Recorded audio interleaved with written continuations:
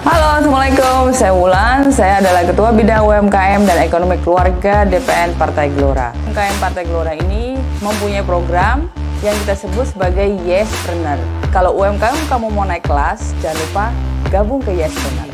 Kami yakin dan berharap Yespreneur akan bisa menjadi wadah UMKM yang besar dan bisa berguna bagi Indonesia, dimulai dari strata yang paling kecil, yaitu di keluarga.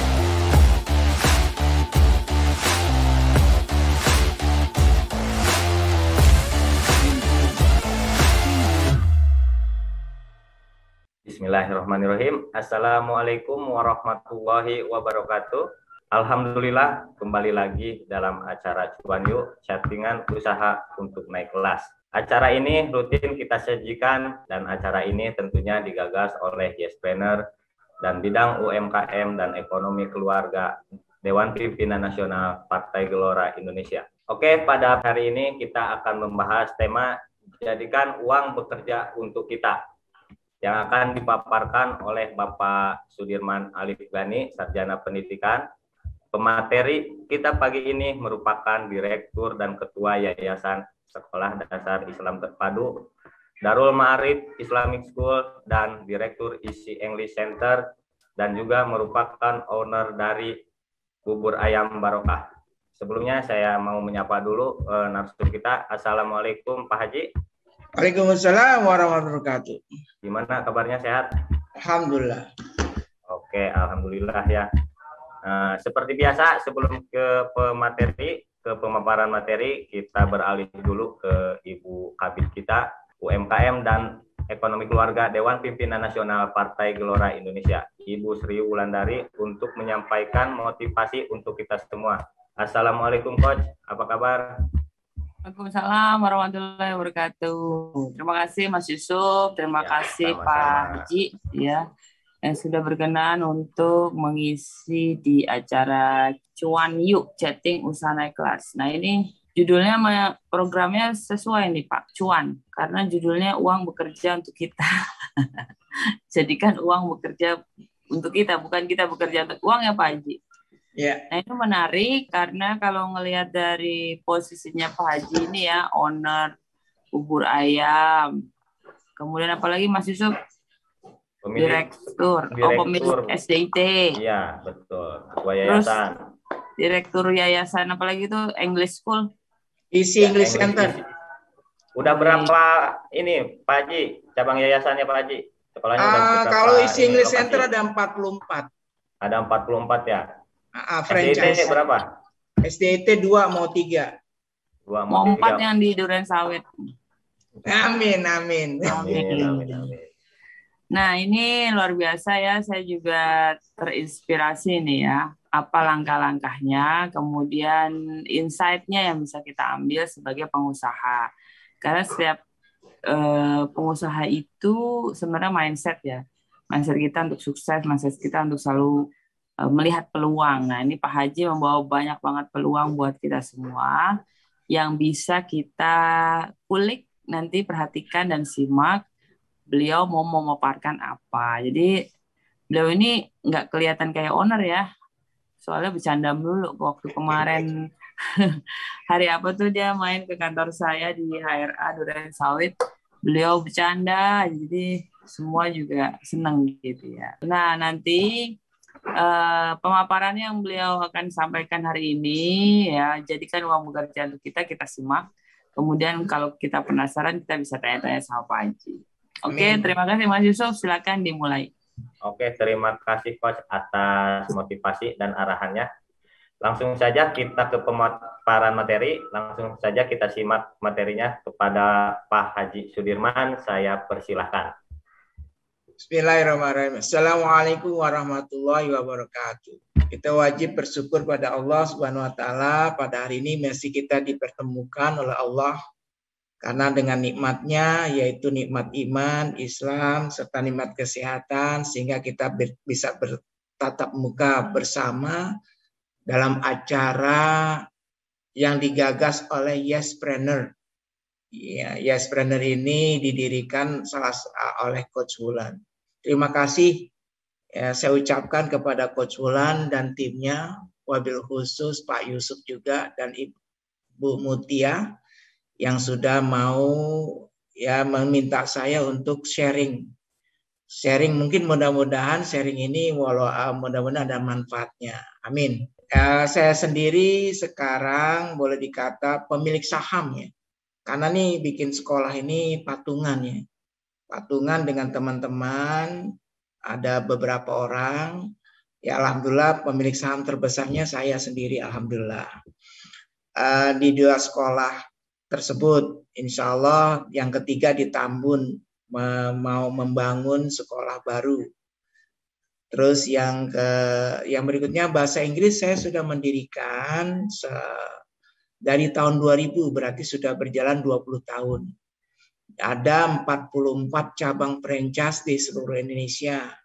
Ada di Bali mulai dari Ternate sampai Padang ya dan Medan. Ya, udah ada. Yang belum ada di Kalimantan sama di Papua. Baik, sekedar ini aja ya, informasi. Saya sudah berkeluarga, saya punya istri 3, anaknya. Bukannya istrinya, anaknya 3. Baik, alhamdulillah anak saya sudah bekerja semua, ya mengikuti jejak bapaknya. Saya sendiri awalnya jadi guru bahasa Inggris, ya lulusan dulu namanya IKIP Jakarta, sekarang namanya UNJ. Nah, ya yang nurunin bakat ngajar bahasa Inggris tuh kedua anak saya, nomor 1 dan nomor 3. Jadi nomor 1 guru bahasa Inggris, nomor 3 juga guru bahasa Inggris. Alhamdulillah. Baik, kalau misal ditanya, nanti saya share screen ya. Kalau ditanya misalnya kita mau ditanya punya uang, ada uang 100 juta di tangan kita. Biasanya kalau punya uang 100 juta mungkin sebagian orang pengen beli mobil atau jadi DP mobil atau DP rumah atau apa gitu ya. Tapi kita pengennya bagaimana dapat mobil atau dapat rumah tapi bukan kita yang mencicil. Ya sekarang kalau harga mobil aja misalnya Expander itu sekitar 280 juta yang bagus ya. Nah, dapat potongan PPNBM 25 jutaan. Jadi masih ada 260 juta. Berarti DP-nya 100 juta, sisanya kita nyicil. Nah, kita kepengennya bagaimana DP-nya kecil tapi cicilannya itu dari uang yang kita punya. Nah, caranya gimana? Caranya berinvestasi. Mungkin ada orang kan kalau punya uang, ya dia membeli properti atau beli tanah. Ya, bapak saya dulu rajin beli tanah tuh. Tahun 70 itu dia beli tanah harga cuma 100 rupiah. Terus tahun 80-an tiba-tiba tanah itu naik menjadi 30.000 rupiah. Jadi luar biasa kenaikannya yang harganya. Jadi kalau mau beli tanah tuh yang murah aja, jangan yang mahal. Jadi kenaikannya signifikan. Jadi dari 100 rupiah menjadi 30.000 rupiah tuh signifikan sekali kenaikannya.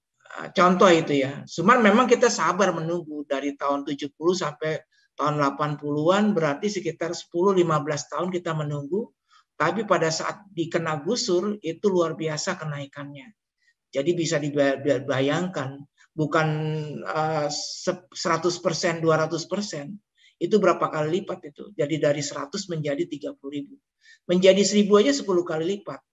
Menjadi 30.000 berarti 300 kali lipat dalam 15 tahun. Berarti kalau 15 tahun itu 30 kali lipat. Pertama 10 kali 30, 300 kali lipat. Dibagi 15 berapa? Berarti per tahun 20 kali lipat. 20 kali lipat berarti sama juga 2.000% kenaikannya kalau kita punya tanah. Tapi dengan harga tanah yang murah. Ya, sekarang ini masih ada tanah yang murah di daerah Bogor, ada mana yang harganya masih sekitar misalnya cuma 30.000, 40.000 atau 50.000. Itu yang dibeli, jangan beli tanah yang mahal, umpamanya tanahnya itu yang yang harganya sudah harganya 500.000 gitu kan. Itu paling naiknya menjadi 1 juta cuma 100% doang. Contohnya saya kemarin beli tanah di Tambun pengen bikin sekolah. 5 tahun yang lalu saya beli tanah harganya 500.000. sekarang menjadi 1,5 juta. Berarti 5 tahun naik hanya 200%. Gitu loh. Menjadi 1,5 juta. 200% 5 tahun berarti setahun, berarti keuntungan hanya 40%. Dibandingkan kalau kita beli tanah yang harganya 30.000. Tiba-tiba kita meledak menjadi harganya misalnya 200.000. Itu kenaikannya berlipat-lipat. Itu hanya contoh. Cuman memang sabar, jangan dijual buru-buru, nunggu kena gusuran atau bikin perumahan nantinya. Atau misalnya orang-orang pun punya pensiun nih Pak, misalnya bikin rumah kos. Waktu itu ada tetangga saya minta nasihat, Pak, saya ini udah pensiunan dari DKI, apa yang saya lakukan? Saya mau buka internet, boleh nggak Pak? Bagus nggak? Saya bilang, Bapak ngapain buka internet? Bikin capek Pak, Bapak udah tua, udah pensiun umur 60 sudah pensiun, terus jaga internet. Bayangkan jaga internet kan 24 jam. Yang ada nanti Bapak sakit-sakitan lagi. Ya kan? Pusing, capek. Mendingan Bapak nih punya rumah, rumahnya saya lihat rumahnya besar. Rumahnya itu ada 700 meter. Jual aja rumah Bapak nih yang 700 meter. Kalau misalnya harganya semeternya itu 10 juta di hutan kayu, di Jakarta Timur, itu berarti kan jadi 7 miliar. Nah, Bapak beli rumah kos, bikin rumah kos-kosan.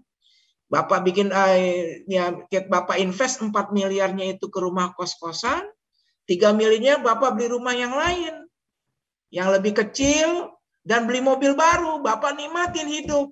Nah, yang 4 miliar itu bikin rumah kos-kosan. Nah, saya sarankan begitu, akhirnya dia mengikuti saran saya, dia bikin rumah kos-kosan, kamarnya ada 30.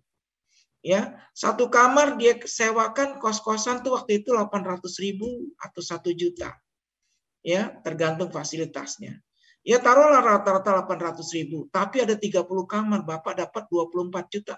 Bapak bisa menikmati setiap hari tanpa repot ngerepotin anak cucu segala macam. Jadi dengan penghasilan 24 juta, Bapak enak, hidup nyaman, punya rumah baru, punya mobil baru, ya kan? Itu contoh yang sederhana. Dan contohnya ekstrim, gitu ya, jual rumah tapi diolah.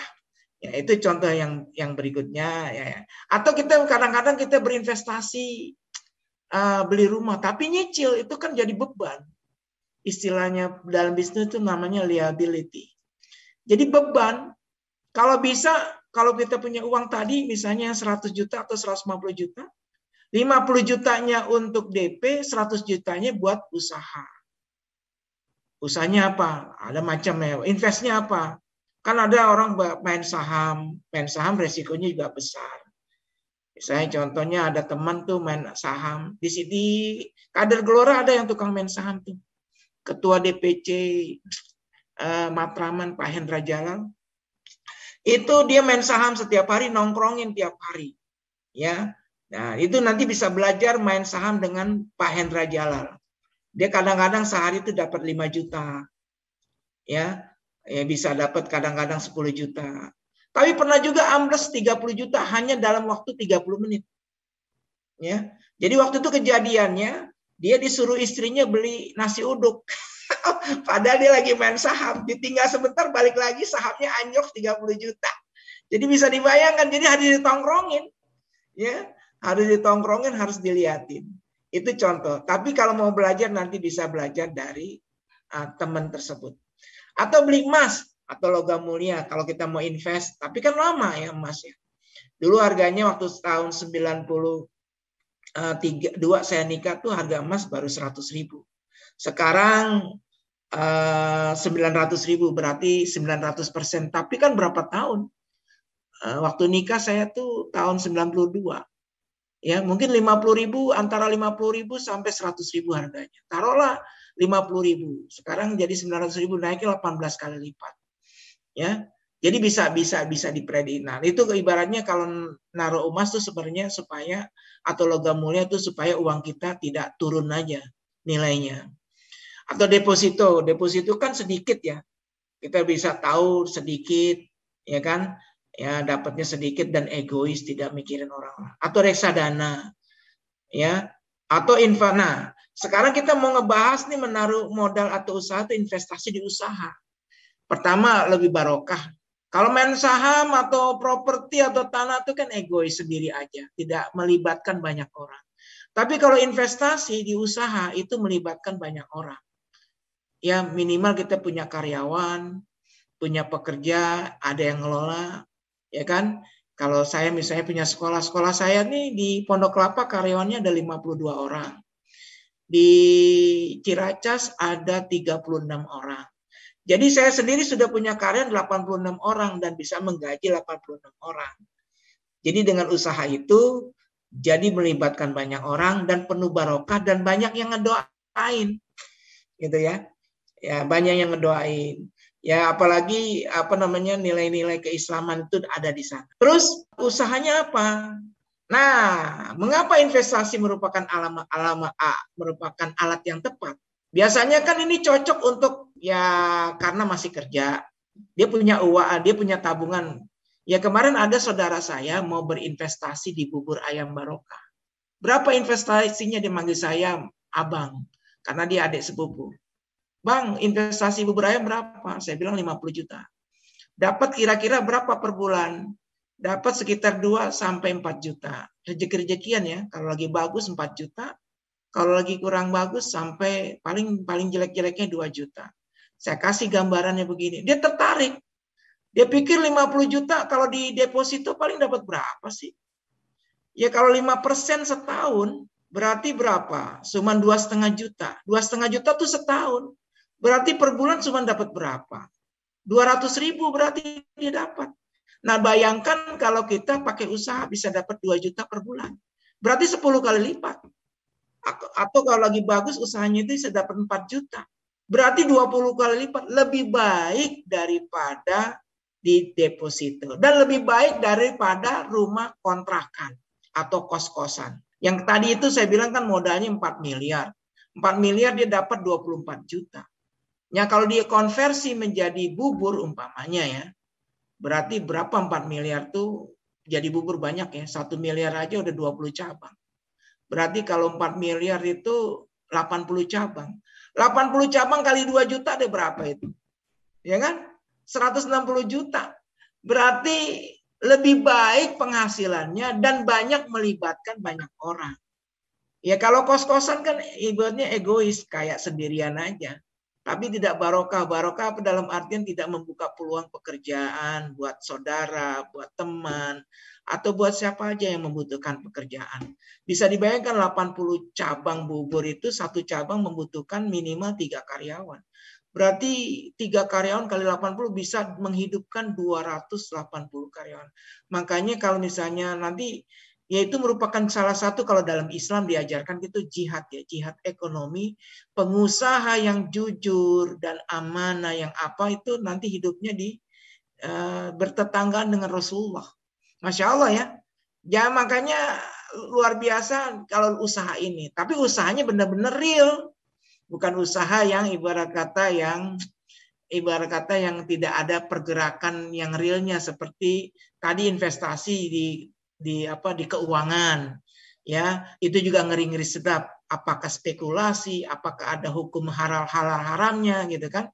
Kalau usaha kan jelas ya.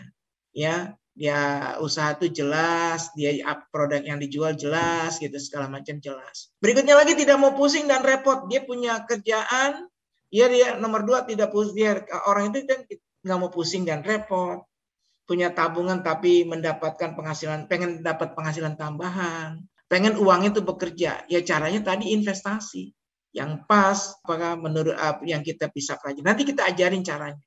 Ya contohnya, ya ada teman dia sampai bela-belain jual rumah, ya karena dia sudah nggak bekerja, dia jual punya aset satu-satunya, dan dia jual rumah, dia berinvestasi.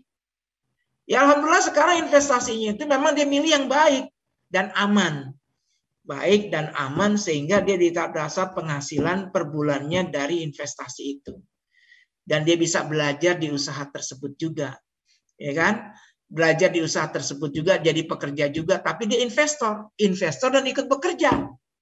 Jadi dia dapat bagi hasil, dapat gaji dapat. Ya kayak saya nih, alhamdulillah saya juga investasi di sekolah sebagai direktur digaji, sebagai investor dapat bagi hasil. Jadi dapat double. Ya, sebagai direktur digaji sebagai direktur, terus sebagai investor digaji dapat penghasilan tiap tahun atau tiap 6 bulan sekali dapat bagi hasil. Nah, seperti itu. Nah, ini teman ini jual rumah, dia investasi di sekolah kita ini. Dia waktu itu jual rumah harganya kalau nggak salah 700 juta. Dan dia dapat saham di sekolah kita ini, dapat saham 10%, 700 juta itu. Nah, tiap tahun dia dapat 150 juta.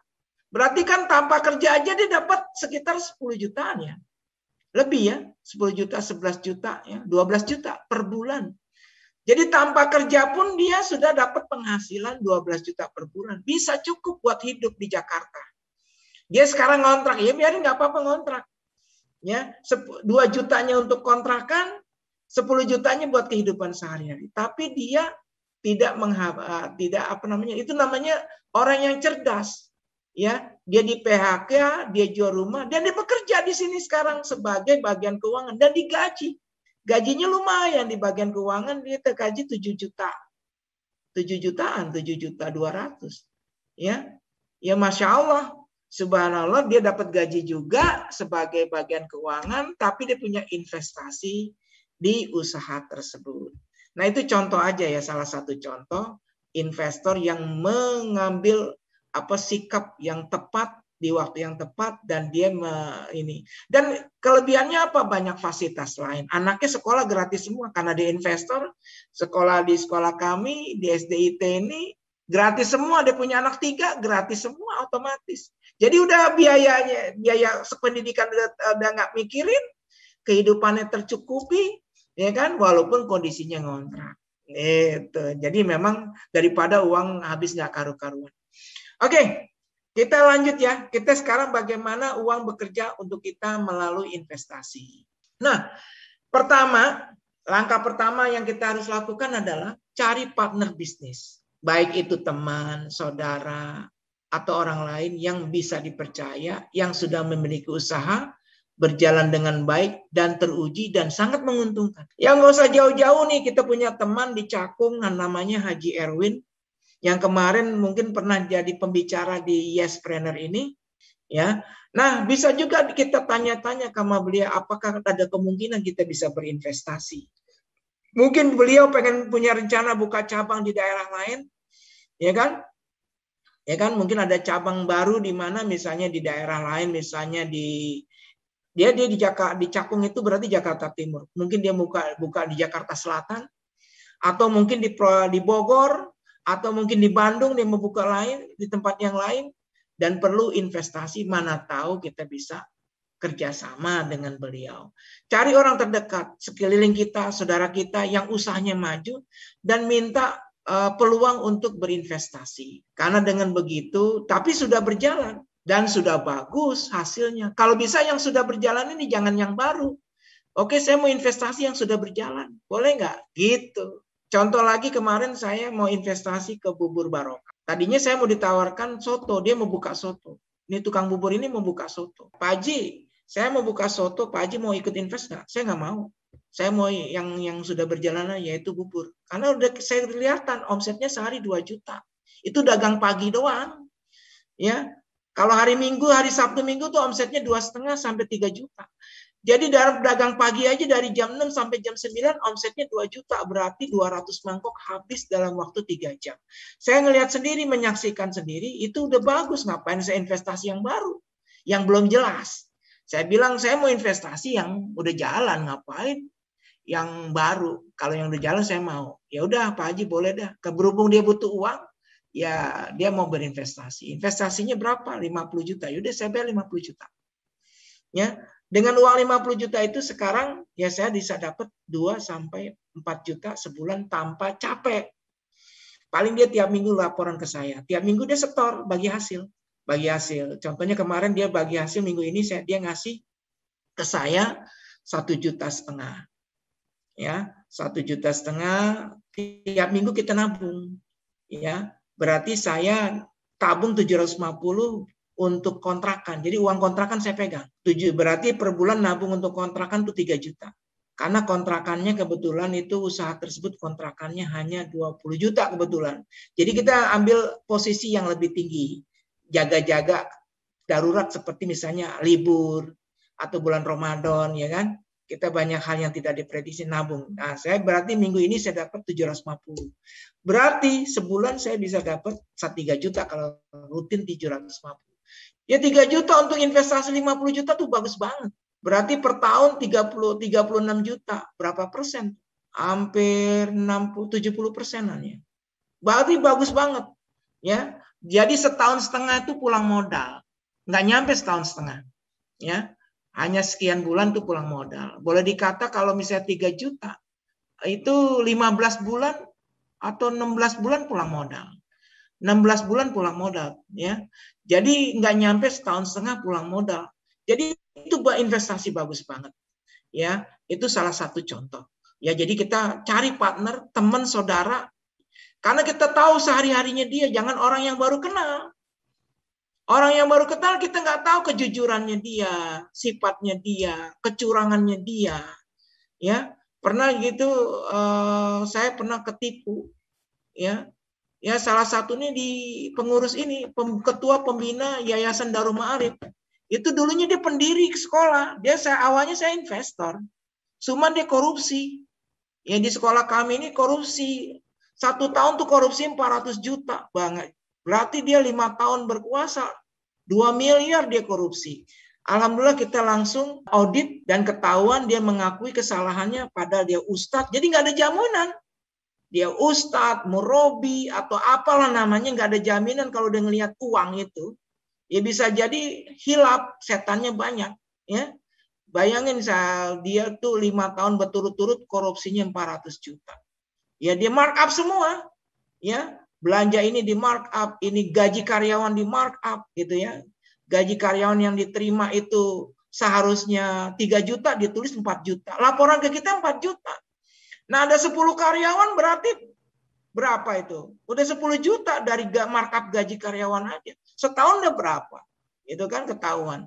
Ya alhamdulillah kita Allah menunjukkan bahwa dia ketidakjujurannya dia. Tadinya kita percaya karena kita pikir dia ustadz, suka ceramah, suka jadi khotib Jumat, ya kan, hafalan Qur'annya bagus. Ternyata itu nggak jaminan kalau udah ngelihat duit, ya. Jadi jangan percaya begitu aja, ya. Kita harus hati-hati dan harus kita pegang laporan keuangannya, harus cek and recheck, belanjanya benar, apanya benar, segala supaya kita tidak dibohongin.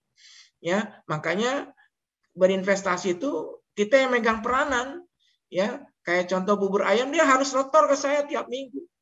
Dia belanja apa laporan.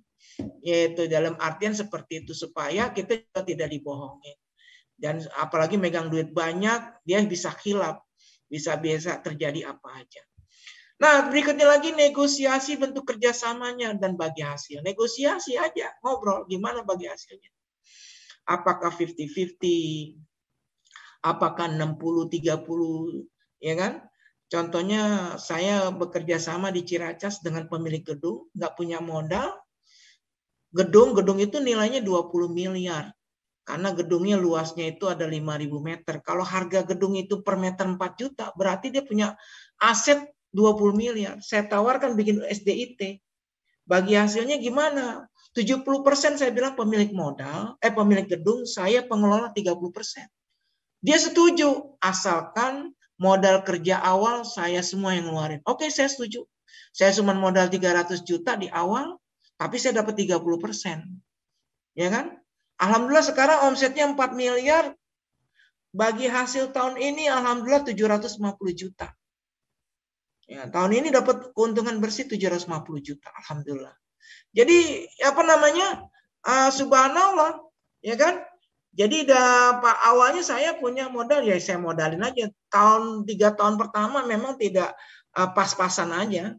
Tahun pertama rugi 100 juta, tahun kedua pas-pasan, tahun ketiga udah ada untung walaupun hanya sedikit, tahun keempat untung tambah, makin lama makin tambah banyak, alhamdulillah. Nah seperti itu bisa caranya, cara bernegosiasi, kerjasama segala macam itu bisa dibicarakan. Ya kerjasama gimana sebagai investor. Kalau misalnya nanti mau konsultasi sama saya boleh. Nanti kontrak kerjasamanya nanti saya berikan. Yang mau minta contoh-contoh perjanjian kerjasama nanti saya berikan. Baik perjanjian kerjasama yang kursus bahasa Inggris, perjanjian kerjasama yang bubur, kerjasama di sekolah, nanti saya berikan bagi yang berminat. Insya Allah nanti saya bisa share. Ya tinggal di japri aja ke WA saya, nanti saya kirim. Oke? Itu ya contoh-contoh dan sudah itu berjalan. Dan mau cara kerjasama franchise pun nanti saya punya. Jadi nanti kalau misalnya ada orang mau mengembangkan usahanya menjadi franchise, caranya bagaimana saya ajarin caranya. Nanti mungkin di seminar berikutnya bagaimana meningkatkan usaha menjadi franchise. Oke? Oke, berikutnya lagi ikut mengawasi dan mengembangkan usaha tersebut. Nah, itu tadi saya bilang. Ya. Ngawasinnya gimana? Mengembangkannya usaha gimana? Ya itu ikut terlibat kalau bisa. Entah itu bagian bendahara, entah itu bagian bekerja sebagai marketingnya. Saya waktu buka sekolah ini, saya ikut bekerja sebagai marketingnya, digaji sebagai karyawan marketing sebelum diangkat jadi direktur, pengganti yang direktur yang lama yang korupsi. Ya, jadi awalnya saya sebagai marketing dan juga sebagai investor. Pokemon Unite 2. Oke. Nah, kita mengawasi, mengembangkan usaha tersebut supaya kita tidak dibohongin sama yang pengelola itu. Ya. Nanti kalau kita tidak terlibat di dalamnya, nanti kita dibohongin. Kita awasin pemasukannya, pengeluarannya supaya kita tidak dibohongi sama pengelola. Walaupun saudara sendiri bisa jadi khilaf atau tadi teman sendiri bisa jadi khilaf, ya kan? Jadi harus ada check and balances lah ceritanya lah, gitu ya. Terus ikut mempelajari usaha tersebut yang sedang berjalan dengan cara ikut bekerja. Sehingga nanti suatu saat, pertama awalnya kita kan invest nih. Suatu saat nih usaha ini bagus juga ya. Saya mau berhenti kerja, pengen usaha. Tapi kalau kita sudah ikut bekerja di sana dan tahu sendiri, ya udah buka sendiri kan bisa dengan nama yang lain. Dulu saya pernah buka kursus bahasa Inggris tuh nebeng dulu sama teman, kerja dulu sama teman, invest sama teman. Tahun 2000 saya berhenti kerja sebagai dosen, guru bahasa Inggris di beberapa perusahaan. Dulu saya dosen bahasa Inggris untuk ngajar di perusahaan, ngajar di hotel, di bank, di jam sostek. Saya pernah di Freeport dulu ngajar tahun 93 saya ngajar di Freeport, digaji pakai dolar waktu itu, ya kan? Di Freeport Tembagapura ngajar bahasa Indonesia dan bahasa Inggris. Waktu itu saya lihat teman saya jadi dosen kayaknya udah keren ya. Waktu tahun 2000 gaji saya kan sudah dapat sekitar 5-7 jutaan lah ya. Tahun 2000 saya gaji saya 7 jutaan. Tapi saya punya teman kok usahanya 10 cabang, 1 cabang untungnya 10 juta. Berarti 7 cabang 70 juta. Ya udah, saya putuskan saya berhenti kerja dan bergabung sama teman saya tersebut. Pengen tahu cara bagaimana usaha kursus bahasa Inggrisnya kok bisa maju gitu. Saya ikut bantu ke dia, bekerja sama dia. Tapi di samping itu saya invest.